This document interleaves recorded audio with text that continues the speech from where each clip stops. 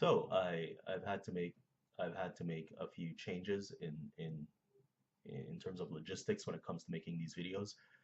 My desktop has died. Well, it hasn't died, but I have a feeling by continually using it and having the RAM just kind of like conk out, I just have a feeling that that's damaging more of the components than I know or or that I would be able to know. So I'm gonna give the desktop a rest. I'm not gonna basically use it for anything for as much as I can help it. Um, I'm hoping that I'm hoping that in the next month or so I can get a new desktop.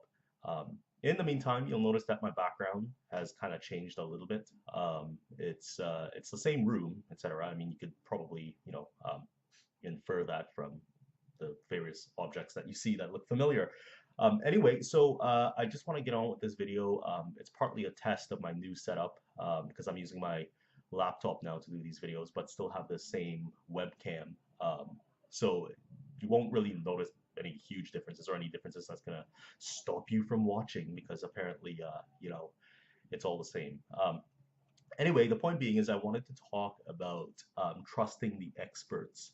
Um, I know it's one of those things where you hear constantly about people who don't trust the experts. But there was a good point brought up in one of Sam Harris's podcasts where it said that, most things in the world, if you live in any sort of, in any sort of civilization for that matter, I mean, it doesn't even have to be that advanced. I mean, your daily routines and where you live, where you go to work, where you entertain yourselves, like I mean, these things are all built on expert knowledge, on professional knowledge, and I find it kind of I find it a little deflating when people kind of throw out this whole thing about like, well, we don't know that anything is true at all, et cetera, et cetera, et cetera. And those same people have these really weird opinions when it comes to, or not weird opinions, but they kind of have the opposite opinion when it comes to their mortality or when it comes to their health. They go to their oncologist and the oncologist tells them they have cancer. I mean, they don't say, well, that's subjective. Like, I mean, they obviously don't. I mean, we all do trust experts. I think some of us, and I've heard this a number of times, some of us just like to say this thing about this hyper subjective realism, um, that we just throw out as a thing to say because it sounds nice, or it sounds, I have no idea, it sounds like the ultimate truth or whatever.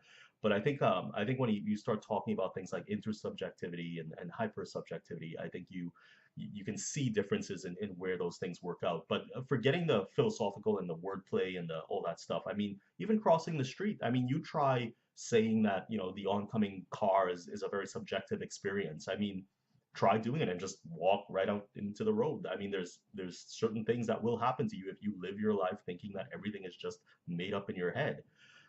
Now, I get the evolutionary thing. I mean, even on an evolutionary basis, you could think about the way evolution has constructed us to see falsities and just react in a way that optimizes our survival. So there are mistakes that we will make with our five senses, et cetera, et cetera, et cetera. But when it comes to expertise and when it comes to science and learning the world in a way that is not so subjective, and or as far away from subjectivity as you could possibly get, you will see that there are things that, like instrumentation, for instance, that that tell us about the way things are made up despite our evolutionary clawbacks or setbacks or faults.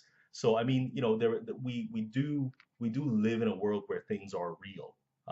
We do that.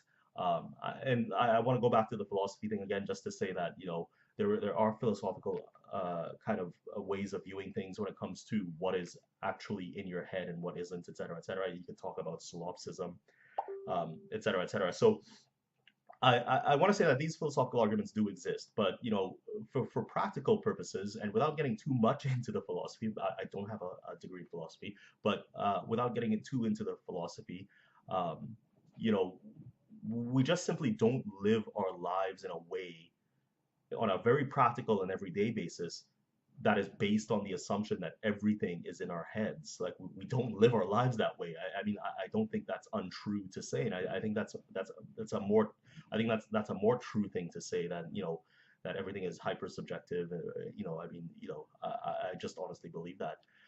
It comes down to your very steps, the steps you take every day, right? Like, it just is.